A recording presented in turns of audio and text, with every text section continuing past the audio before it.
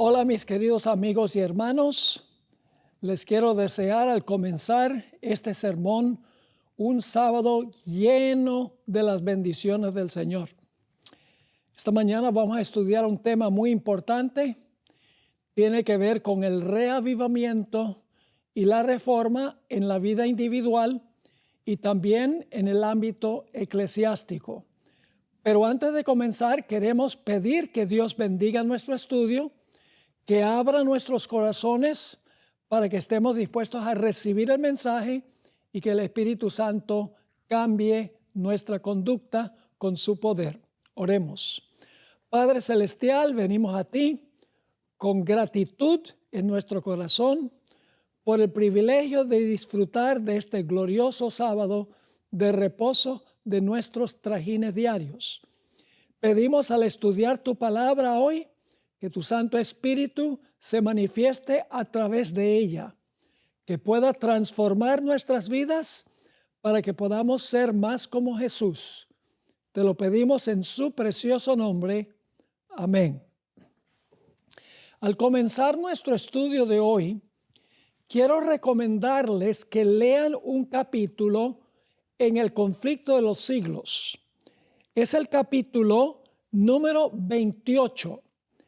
En los libros rojos está entre la página 514 y la página 532. Es un capítulo bastante largo, pero muy productivo, que nos habla sobre lo que es el verdadero reavivamiento y la verdadera reforma, y también contrasta la verdadera reforma y reavivamiento con los falsos reavivamientos.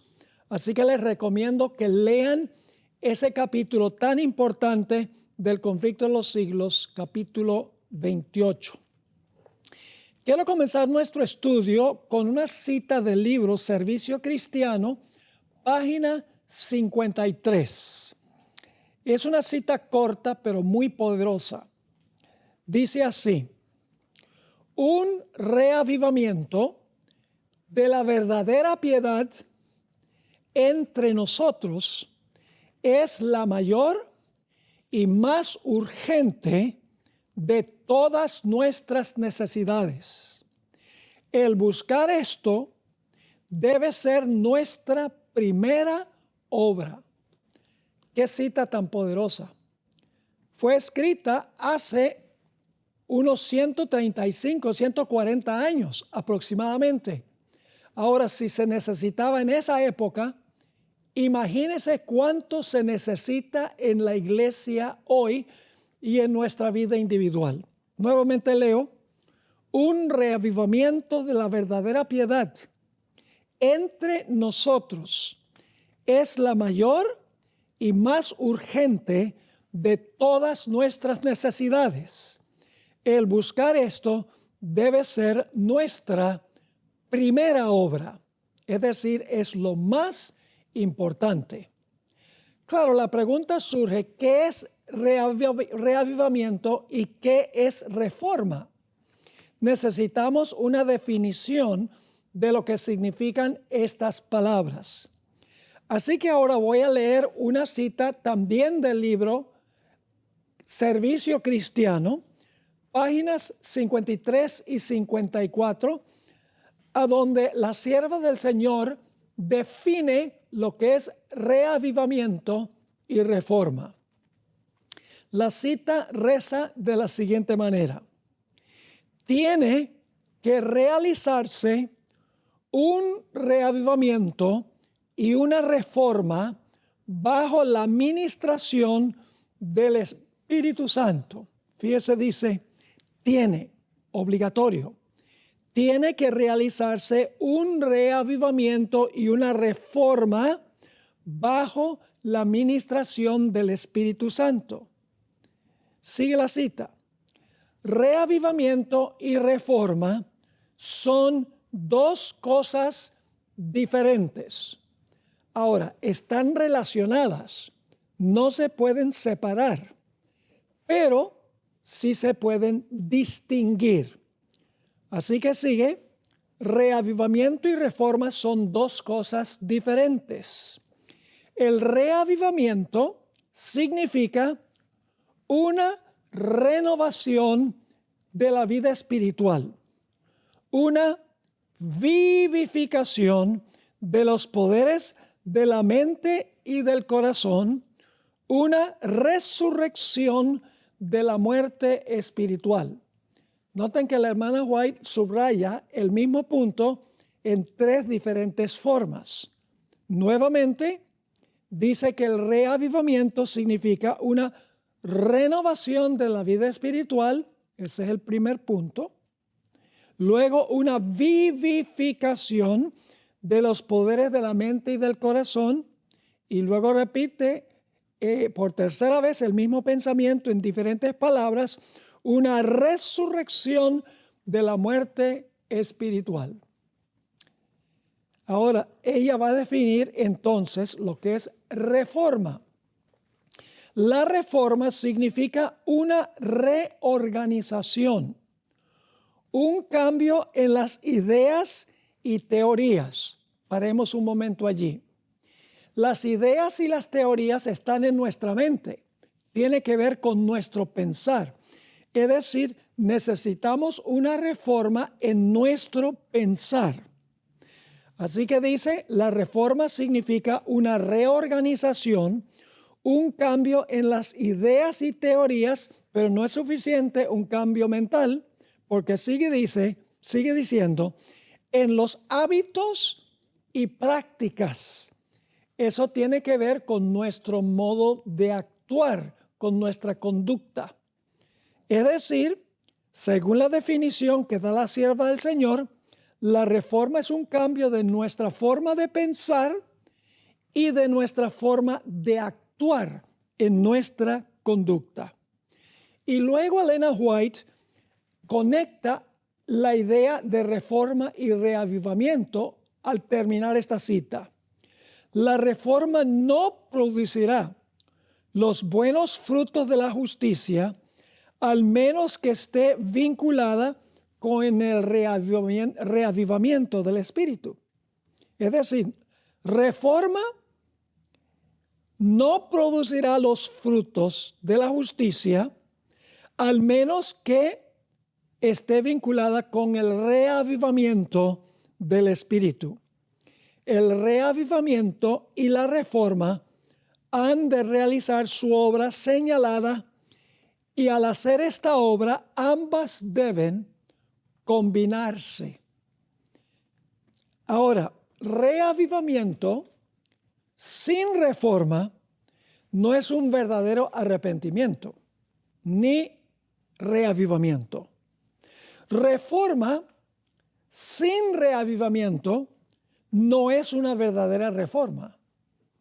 Reavivamiento sin reforma es mero sentimentalismo o emocionalismo.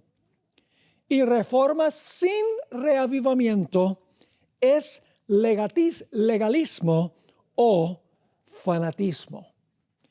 Así que tienen que ir estos dos conceptos juntos.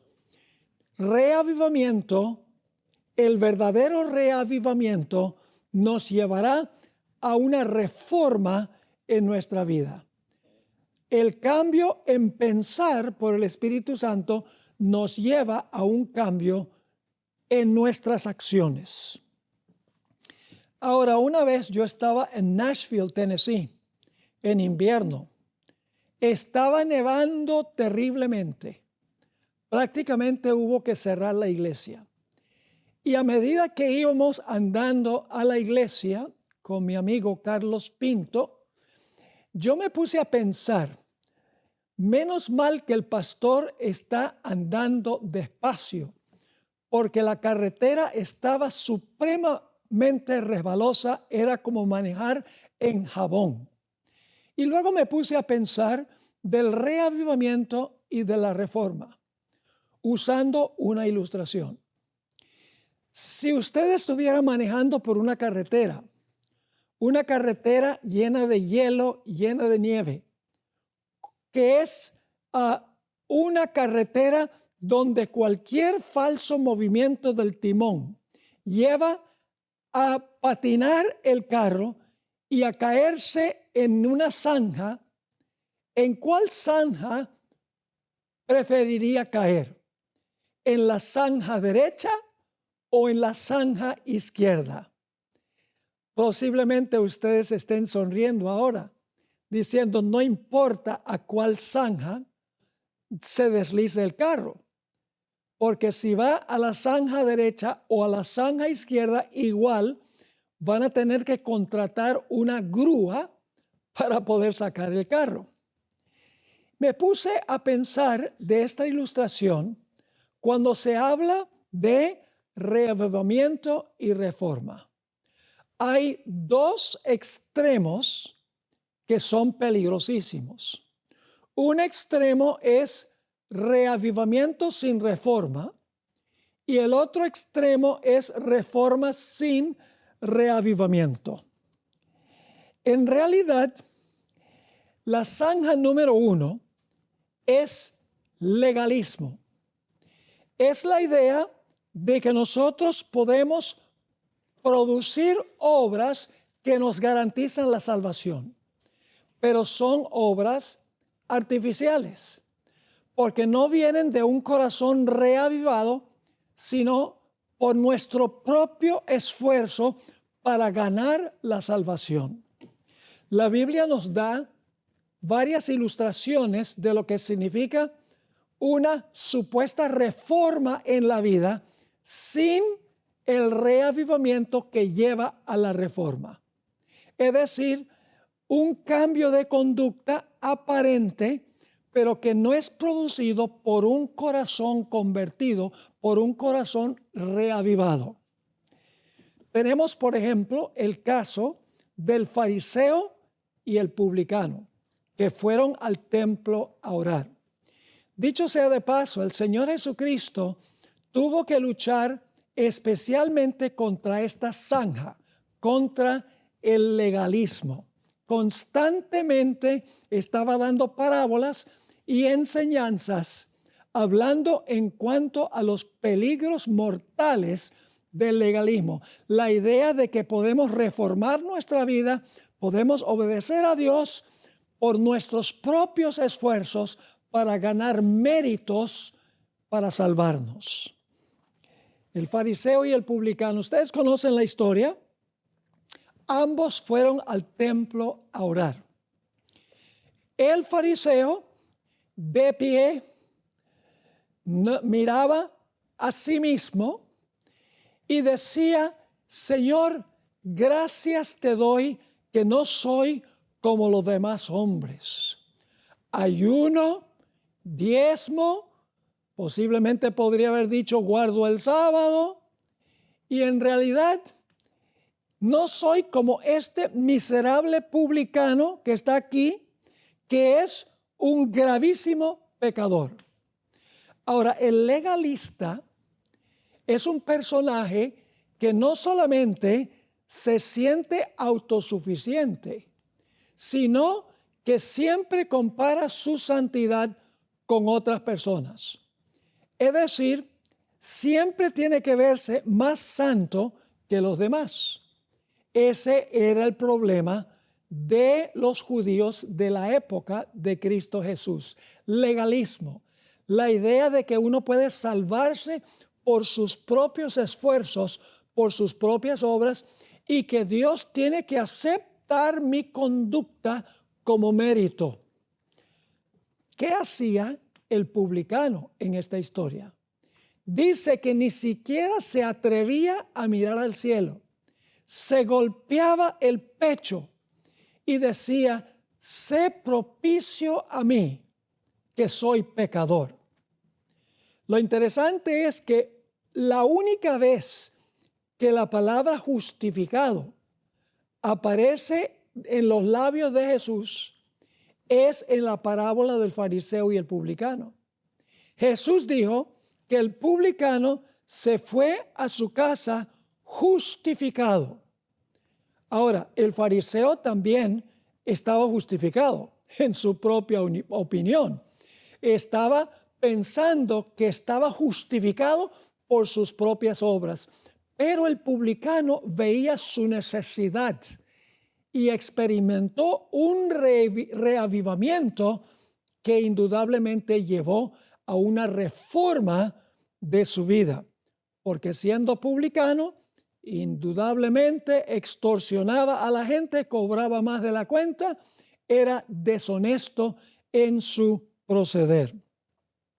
Otro ejemplo es la historia del hijo pródigo. Generalmente cuando hablamos del hijo pródigo, nos enfocamos en el hijo que se fue de casa, pero decimos muy poco del hijo que se quedó en la casa. Ahora, el hijo menor le dijo a su padre: dame mi herencia, estoy cansado de obedecer las reglas de la casa, me voy a gozar la vida. Y el padre le dijo: no es buena idea, pero le dio su parte de la herencia. Y ustedes conocen la historia. El joven se fue, malgastó el dinero. Mientras había dinero, tenía amigos y terminó siendo judío, trabajando entre los cerdos y compitiendo por la comida de ellos.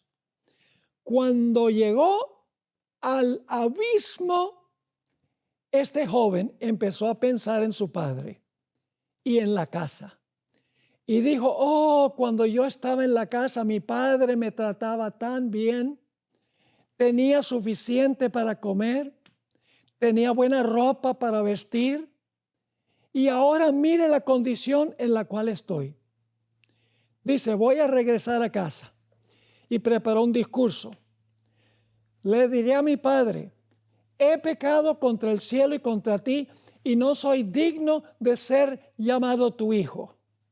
Ese fue su discurso y tenía razón. No era digno de ser llamado hijo del Padre, pero estaba arrepentido y estaba dispuesto de confesar su pecado también. Cuando regresó a la casa, el padre no lo estaba esperando con una cara austera, sino que el padre salió a recibirlo, le dio un abrazo. Y luego, para hacer una larga historia corta, el hijo ni siquiera pudo terminar su discurso. El padre lo abrazó y lo besó y le dio la bienvenida a la casa. Estaba arrepentido y había confesado su pecado. El padre, para celebrar la llegada del hijo, convocó una fiesta e invitó a varias personas a venir a la fiesta y había música. Y el hijo mayor, quien se había quedado en casa y había servido al padre, se dio cuenta que en la casa había música y veía cabezas que se movían de lado a lado dentro de la casa. Y llamó a un siervo y le dijo: ¿qué está pasando en la casa? ¿A qué se debe esa fiesta y esa música? Y el siervo le dijo: ¿no has oído? Tu hermano, ese sinvergüenza, que se acostó con rameras, que despilfarró toda la herencia que el padre le dio, que terminó oliendo como no te imaginas. Regresó a casa y el padre lo abrazó, lo besó, le dio la bienvenida y para celebrar convocó esta fiesta. Oh, el hijo mayor se enojó y fue y no estuvo dispuesto de entrar a la casa. Su padre salió y el hijo le dijo: todos estos años te he servido y nunca has convocado una fiesta para mí. Si alguien se merece la fiesta, soy yo. Mi hermano es un gran pecador. Él no se merece la fiesta. Fíjense, comparándose con el que él consideraba ser un gran pecador. Y el padre le dijo a su hijo: tú siempre estás conmigo y todo lo que tengo es tuyo. Pero tu hermano, que se fue, despilfarró la herencia, se acostó con rameras, etcétera, ha regresado arrepentido, confesando su pecado. ¿Cómo no lo iba a recibir con los brazos abiertos? El hijo mayor era legalista. Él había servido al Padre no como hijo, sino que había servido al Padre como un esclavo, como un siervo, para ganar el favor del Padre, para ganar la aprobación de su Padre. Es decir, Él tenía aparentemente una reforma, pero sin reavivamiento. Tenemos también la historia del joven rico. Fíjense, todas estas historias ilustran la primera zanja, que es el legalismo. Reforma, tal llamada, sin cambio de corazón, sin reavivamiento del corazón. Tenemos al joven rico. El joven rico le hace una pregunta a Jesús: ¿qué necesito hacer para tener la vida eterna? Y Jesús le contesta: bueno, guarda los mandamientos. El joven rico dice: bueno, ¿cuáles? Porque la respuesta de Jesús fue muy gustosa para ese joven, porque él creía que era un observador de los mandamientos. Dice: ¿cuáles? Y Jesús cita los últimos 6 mandamientos, pero saca uno y mete otro en su lugar. ¿Cuál saca Jesús? Jesús saca el mandamiento: no codiciarás, e incluye el mandamiento: amarás a tu prójimo como a ti mismo. No es que el mandamiento amarás a tu prójimo es diferente que no codiciarás, porque cuando amamos al prójimo no codiciamos, sino que damos lo que tenemos para ayudarlo. No codiciarás es la forma negativa de expresarlo, y la forma positiva es: amarás a tu prójimo como a ti mismo. Este joven rico le dijo a Jesús: ya no me falta más nada, porque yo todo esto lo he guardado desde mi juventud. Es decir, yo soy observador de la ley. Yo estoy listo para entrar a la vida eterna. Pero como que el joven sentía que algo le faltaba, porque dice: he guardado todos estos mandamientos, pero ¿qué más me falta? El Señor Jesucristo le dijo: te falta lo más importante, y es: vende todo lo que tienes y dáselo a los pobres, y tendrás tesoro conmigo en el cielo, y ven, sígueme. Y la Biblia dice que el joven, que creía que estaba guardando la ley porque observaba en forma legalista todos los requerimientos de la ley, se fue triste porque tenía muchas posesiones. Parecía que su conducta era ejemplar, pero no salía de un corazón regenerado, de un corazón reavivado por el Espíritu Santo. Reforma sin reavivamiento no es reforma. Y reavivamiento sin reforma no es reavivamiento. Nota lo que dice en Mateo el capítulo 23. Aquí Jesús diagnostica el problema del legalismo que tenían los escribas y los fariseos. Mateo 23, y vamos a leer aquí algunos versículos que diagnostican el problema que tenían los dirigentes judíos de la época de Jesús.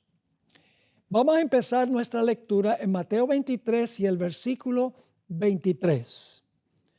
Dice Jesús: ay de vosotros, escribas y fariseos hipócritas, porque diezmáis la menta, el eneldo y el comino. Ese es el aspecto legalista. Lo hacían por obligación, para ganar méritos. Es decir, diezmáis la menta, el eneldo y el comino, y dejáis lo más importante de la ley, que son las motivaciones interiores, mis apreciados hermanos y amigos. Y dejáis lo más importante de la ley: la justicia, la misericordia y la fe. Y luego Jesús dice: no es que no deben diezmar. No, deben diezmar, pero con el espíritu correcto. Dice: esto era necesario hacer sin dejar de hacer aquello. Es decir, diezmar, pero al mismo tiempo tener justicia, misericordia y fe, que son las intenciones internas que producen la obra de diezmar. Ahora, noten lo que sigue diciendo en el versículo 24. Guías ciegos, que coláis el mosquito y tragáis el camello. Es decir, ustedes cumplen con lo externo de la ley, pero ustedes tienen un corazón ciego. Dice en el versículo 25, ay de vosotros, escribas y fariseos hipócritas, porque limpiáis lo de afuera del vaso y del plato. Paremos un momento allí. ¿Vivían los fariseos una vida ejemplar? ¿Diezmaban? Sí. ¿Comían carne de cerdo? No. ¿Iban al templo el sábado? Sí. ¿Se abstenían de caminar cierta distancia, más allá de cierta distancia el sábado? Claro que sí. ¿Ayunaban cuando debían? Lógico que sí. Entonces su conducta era intachable, humanamente hablando. Jesús está diciendo, ustedes limpian lo de afuera, del vaso y del plato. ¿Dónde está el problema? Pero por dentro estáis llenos de robo y de injusticia. Tenían una fachada, una conducta que parecía ejemplar, pero con un corazón malo, con el fin de ganar la salvación. Versículo 26. Fariseo ciego, limpia primero lo de adentro del vaso, es decir, que el Espíritu Santo arregle tu corazón, limpia primero lo de adentro del vaso y del plato, para que también lo de afuera sea limpio. Es decir, cuando tienes un corazón limpio, tu conducta va a ser limpia, es lo que está diciendo Jesús. Pero conducta aparentemente justa y santa, sin la motivación de un corazón reavivado, en realidad no es reforma. Sigue diciendo en el versículo 27, ay de vosotros, escribas y fariseos hipócritas, porque sois semejantes a sepulcros blanqueados, que por fuera, noten que por fuera aparentemente bien, que por fuera a la verdad se muestran hermosos, mas por dentro están llenos de huesos muertos y de toda inmundicia. Y luego el versículo 28, así también vosotros por fuera a la verdad os mostráis justos a los hombres, pero por dentro estáis llenos de hipocresía e iniquidad. Creo que estamos captando el problema. En todas estas historias, el fariseo y el publicano, el fariseo se consideraba cumplidor y el pobre publicano se iba a ir al infierno porque era un miserable pecador. En la historia del hijo mayor, se consideraba mejor que su propio hermano. El hermano era pecador, pero yo soy cumplidor, decía él. En la historia del joven rico, yo he guardado todos los mandamientos desde mi juventud, pero era con un corazón sin amor. Y luego la historia de Mateo 23, lo de afuera muy bueno, pero lo de adentro completamente podrido. Ahora esa es la primera zanja. El legalismo. Reforma sin la motivación correcta, reforma sin reavivamiento. Ahora ustedes recuerdan la definición de la hermana White, la voy a leer de nuevo antes de que vayamos a la segunda zanja. La otra zanja a donde se desliza el carro y se va y hay que llamar a la grúa, por así decirlo.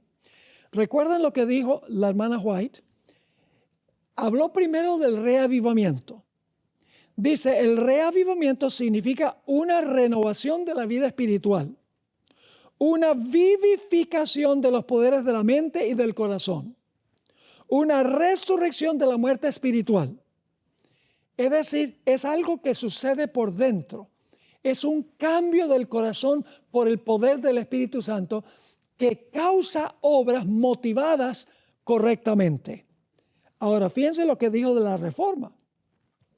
La reforma significa una reorganización, un cambio en las ideas y teorías, es decir, en nuestra forma de pensar y en los hábitos y prácticas que es nuestra forma de actuar.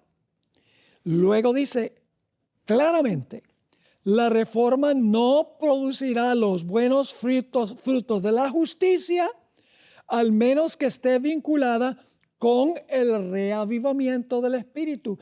El Espíritu Santo tiene que reavivar primero el corazón y luego entonces la conducta lo reflejará.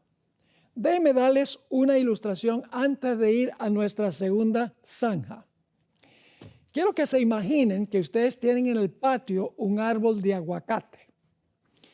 Y ese árbol de aguacate ha estado allí por 10 años. Y en 10 años no ha producido ni un solo aguacate. Es en realidad una vergüenza. Los vecinos dicen, mire ese árbol de aguacate. No ha producido en todos estos años ni un solo aguacate.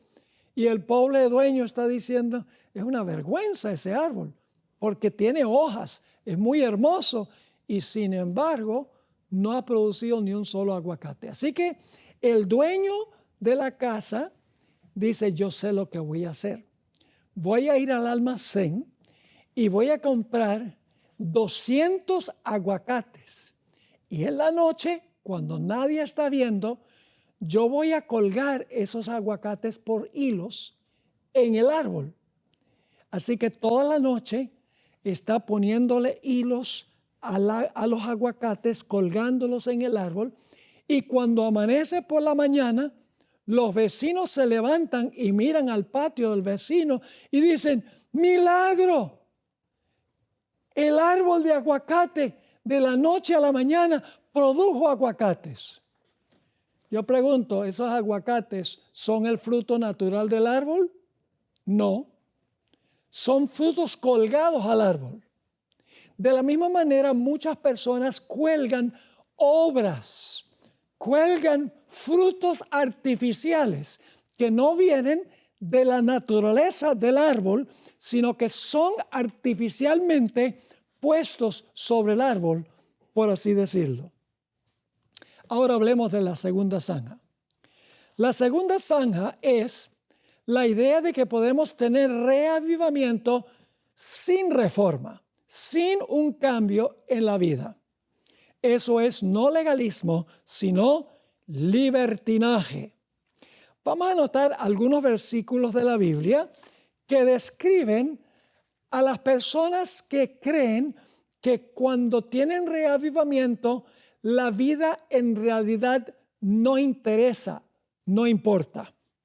Vamos primeramente a 2 de Timoteo, el capítulo 3, y vamos a leer los versículos 1 al 5. 2 de Timoteo 3 y el versículo 1 al 5, un pasaje muy bien conocido. Dice el apóstol Pablo, también debes saber esto, que en los postreros días vendrán tiempos peligrosos, porque habrá hombres amadores de sí mismos, avaros, vanagloriosos, soberbios, blasfemos, desobedientes a los padres, ingratos, impíos, sin afecto natural, implacables, calumniadores, intemperantes, crueles, aborrecedores de lo malo, traidores impetuosos, infatuados, amadores de los deleites más que de Dios, que tendrán apariencia de piedad, pero negarán la eficacia de ella. A estos evita. Son personas que profesan ser cristianas. La hermana White tiene citas donde ella dice que este pasaje no está describiendo gente mundana. Estos no son personas que no son creyentes. Ella dice que son miembros de la iglesia, que van a la iglesia, que cumplen aparentemente con los requisitos, pero que su vida es una vida inmoral. Es decir, es una vida que tiene toda esta descripción larga que da el apóstol Pablo aquí. Es decir, personas que viven vidas impías, pero profesan ser seguidores de Jesús, profesan haber tenido un reavivamiento en sus vidas. Esa es la otra zanja. La otra zanja es creer que nuestro estilo de vida no importa, porque somos salvos por gracia a través de la fe, y la fe es lo que importa, no las obras. Ese es el otro extremo que el Espíritu Santo condena. En un lado está el legalismo, la idea de que mis obras me pueden salvar, y en el otro lado está que como estoy bajo la gracia, las obras en mi vida no interesan en absoluto. Dos extremos. Vamos a otro pasaje a donde las personas profesan a Cristo, pero su vida no lo refleja. Vamos a Mateo, el capítulo 7. Mateo, el capítulo 7, y vamos a leer los versículos 21 al 23. Nuevamente Mateo 7, 21 al 23. Dice así: no todo el que me dice, Señor, Señor, entrará en el reino de los cielos, sino el que hace la voluntad de mi Padre que está en los cielos. No es el que dice, muchos dicen que son cristianos, pero no hacen la voluntad de Dios en su vida. Dicen Señor, Señor, pero no cumplen la voluntad del Padre. Versículo 22. ¿Cómo sabemos que estos son cristianos, profesos? Muchos me dirán en aquel día, Señor, Señor, ¿no profetizamos en tu nombre? Fíjense que inclusive ellos están aparentemente produciendo el fruto del Espíritu Santo. Dice nuevamente en el versículo 22, muchos me dirán en aquel día, Señor, Señor, ¿no profetizamos en tu nombre? Fíjense que usan el nombre de Jesús. Y en tu nombre echamos fuera demonios, y en tu nombre hicimos muchos milagros. Es decir, hicimos todas estas cosas. Esto debe ganarnos la salvación. Pero el versículo 23 dice, y entonces les declararé, nunca os conocí. Es decir, sus profecías, sus exorcismos y sus milagros nunca fueron obra de Dios. ¿Por qué razón? Entonces les declararé, nunca os conocí, apartaos de mí, hacedores de maldad. Ahora necesito decirles algo sobre lo que significa hacedores de maldad. Es la misma palabra griega que aparece en 1 de Juan 3:4, donde dice, el pecado es transgresión de la ley. Es la palabra anomías que se usa aquí. Es decir, apartaos de mí, transgresores de la ley. Es decir, en su vida práctica transgredían la ley, pero profesaban ser seguidores de Cristo Jesús. Profesaban estar reavivados. Iban a la iglesia y pensaban que con eso ya alcanzaba. Decían tener fe, pero no las obras que son el fruto de la fe, y la fe viene por el reavivamiento. Ahora, otro ejemplo de personas que dicen que como tienen fe y somos salvos por gracia, profesan estar reavivados, en otras palabras, pero no tienen obras, no es aceptable ante Dios. El libro de Santiago es muy interesante, donde ilustra precisamente esto. Vamos a Santiago, el capítulo 2, y vamos a comenzar leyendo en el versículo 14. nuevamente afrontamos un montón de cristianos que dicen yo soy salvo por fe y por lo tanto las obras en realidad no importan. Este pasaje es muy bien conocido. A Martín Lutero no le gustaba porque Santiago parece decir que somos justificados por obras. Inclusive algunos eruditos hoy en día dicen, bueno, Santiago era un libro un poco menos inspirado que lo que escribió el apóstol San Pablo. Hay que tener mucho cuidado con establecer categorías de inspiración en diferentes libros de la Biblia. Pero vamos a leer este pasaje haciendo algunos comentarios a medida que avanzamos. Dice, hermanos míos, ¿de qué aprovechará si alguno dice que tiene fe? Esa palabra dice es muy importante. No dice que tiene fe. Dice que tiene fe y no tiene obras. Es decir, una persona dice, yo estoy reavivado, yo soy cristiano, soy adventista. En realidad, la música que escucho no importa, la forma como visto no importa, lo que hago en la iglesia no importa, si tomo café no importa. En realidad, nada de eso importa porque soy salvo por gracia a través de la fe. Sigue diciendo, hermanos míos, ¿de qué aprovechará si alguno dice que tiene fe y no tiene obras? ¿Podrá la fe salvarle? Es decir, ¿podrá esa clase de fe salvarle? La fe donde él dice que tiene fe, pero en realidad no la tiene. Versículo 15, ahora vemos cuál es el problema. El mismo problema del joven rico.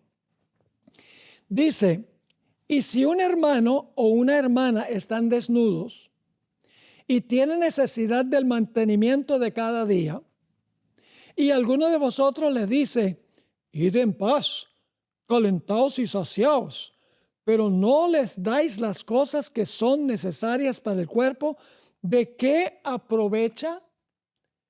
Es decir, si ustedes no están practicando la piedad práctica y sin embargo profesan estar vinculados con Jesús, conectados con Él, reavivados y profesan ser miembros fieles de la iglesia, ¿por qué no están produciendo la conducta que demuestra que ustedes tienen una relación con Jesús, que su fe es genuina?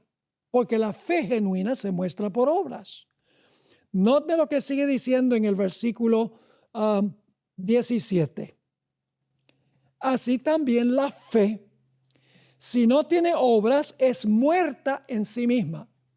Hermanos y hermanas, nosotros no somos salvos por fe sola, no somos salvos por obras, no somos salvos por fe más obras, somos salvos por una fe que obra, una fe genuina que viene del reavivamiento en el corazón, que produce un cambio en la vida, un cambio en el corazón.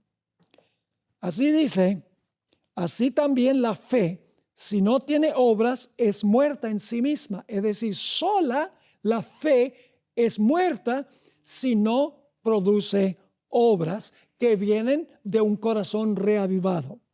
Versículo 18. Pero alguno dirá, tú tienes fe y yo tengo obras. ¿Sabe que eso es imposible? Tener fe y no tener obras, o tener obras y no tener fe. Por lo menos a la vista de Dios. Ahora, fíjense lo que dice Santiago. Nuevamente el versículo 18. Pero alguno dirá, tú tienes fe y yo tengo obras. Luego dice, muéstrame tu fe sin tus obras, es decir, muéstrame fe sin obras y yo te mostraré mi fe por mis obras. Clarísimo ese versículo. Dice, muéstrame tu fe sin obras, que no es fe, porque ha estado definiendo la fe.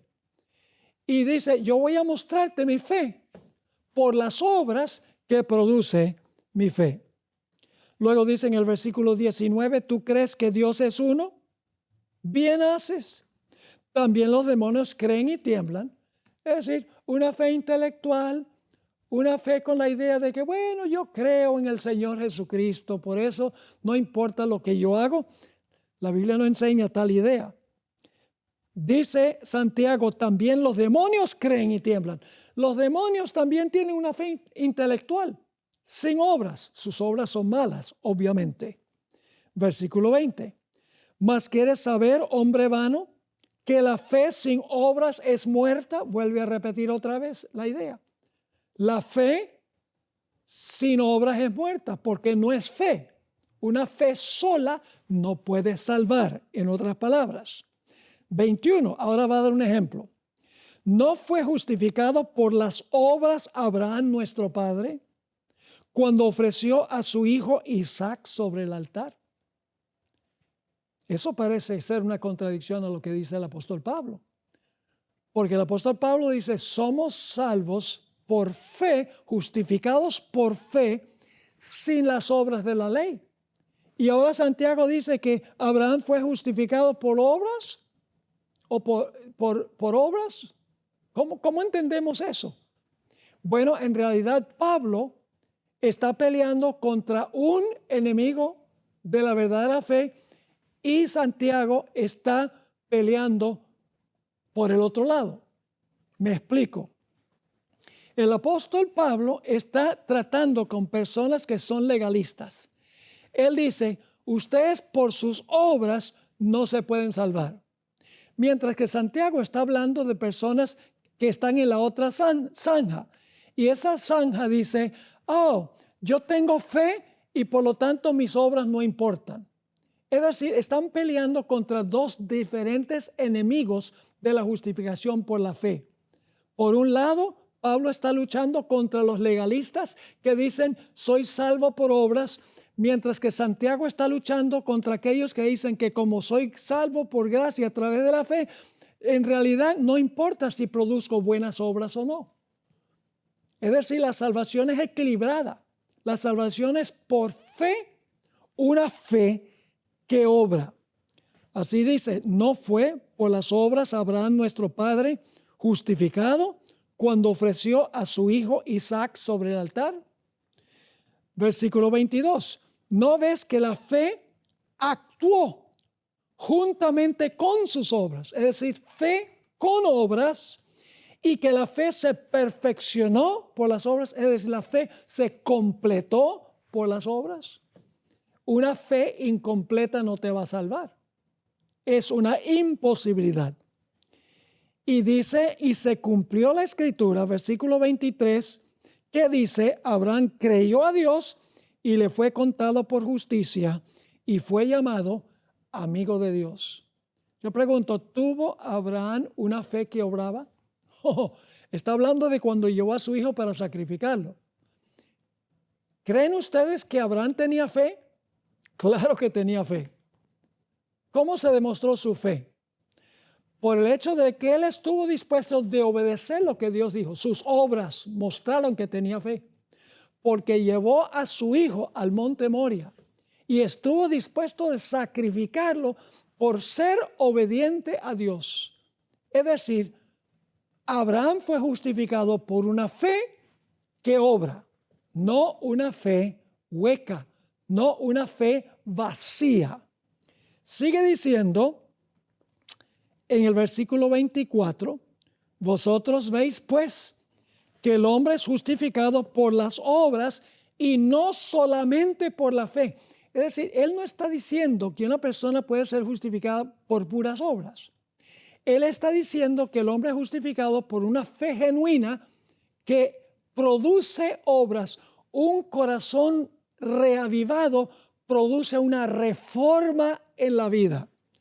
Sigue diciendo en el versículo 25, ahora va a dar otro ejemplo.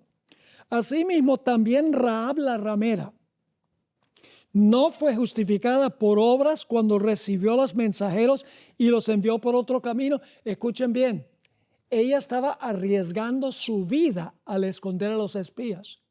Si descubrían que ella tenía los espías, inmediatamente la hubieran tomado y la hubieran matado. Así que estaba tomando un gran riesgo esta mujer cuando los espías le dijeron que si tú nos refugias, el Señor va a recompensar eso cuando sea destruida la ciudad. Tú no vas a perecer en la destrucción. Así que dice, así también Rahab la ramera ¿No fue justificada por obras cuando recibió los mensajeros y los envió por otro camino? Y luego da un ejemplo. Porque como el cuerpo sin el espíritu está muerto, así también la fe sin obras es muerta. Yo pregunto, ¿qué es más importante? ¿El aliento o el cuerpo? Ustedes están diciendo, bueno, Pastor Bor, cuerpo sin aliento está muerto y aliento sin cuerpo es puro aliento. El punto que está tratando de hacer Santiago aquí es que como el cuerpo sin el espíritu está muerto, de la misma manera la fe, tal llamada, sin el fruto, sin el cambio de conducta, en realidad no es una fe genuina. A mí me gusta dar varios ejemplos de cómo funciona esto. Ahora ustedes se estarán preguntando, Pastor, ¿cómo puedo experimentar en mi vida un verdadero reavivamiento que lleva a la reforma? Está bien, hoy hemos hablado de dos zanjas. Hemos hablado del legalismo y del libertinaje. La persona que dice, como tengo fe no necesito obras, y el otro, tengo obras y eso me va a salvar. ¿Cómo puedo yo tener esa experiencia de un reavivamiento que lleva a la reforma? Pues el tiempo está acabándose, así que en nuestro próximo tema vamos a dar el secreto del verdadero reavivamiento y de la reforma. Pero déjenme darles un par de ejemplos antes de terminar. Cuando usted arranca su carro por la mañana y el carro es de tracción trasera, ¿cuáles ruedas se mueven primero? ¿Las de atrás o las de adelante? Generalmente la gente sin pensar dicen, se mueven primero las de atrás porque es tracción trasera. Pero en realidad no es así. El instante en que se mueven las ruedas de atrás, las ruedas de adelante siguen. Las ruedas de atrás impulsan y las ruedas de adelante siguen. Así es la fe. La fe genuina es un poder propulsor y el fruto o el resultado son las obras. La hermana White comparó la fe y las obras con un bote de remos. Yo les pregunto, ¿qué es más importante cuando tiene un bote con remos? ¿El remo derecho o el remo izquierdo? Yo me imagino que ustedes están sonriendo y diciendo, bueno, si se usa solo, el remo derecho va a dar vueltas a la izquierda. Si usa el remo izquierdo, va a dar vueltas solo a la derecha. En realidad se necesitan ambos remos para avanzar. La hermana White dice que un remo es la fe y el otro remo son las obras. Trabajan juntas. La fe es completada por obras o perfeccionada por obras, según dice la Sagrada Escritura. A veces yo le digo a una persona, mira, aquí tengo esta hoja de papel. Por favor, quítale un lado a esta hoja de papel. Y dice, bueno, si lo pelo, entonces, no, yo digo, no lo puedes pelar. Te estoy diciendo que quites un lado de esta hoja de papel. Y dicen, eso es imposible, porque una hoja de papel tiene dos lados. Pues de la misma manera, la fe y las obras son como dos lados de un papel. Se necesita ambos lados para tener una vida cristiana consecuente. Así que mis queridos hermanos y amigos, no caigamos en ninguna de estas dos zanjas, donde creemos que nos podemos salvar por nuestra conducta, y no caigamos en la zanja la idea de que podemos salvarnos sin un cambio en la conducta. Dios quiere que nosotros tengamos una vida equilibrada, una vida balanceada, donde el reavivamiento del corazón por el poder del Espíritu Santo logra un cambio radical y drástico en nuestra vida. Es mi oración que esa sea nuestra experiencia.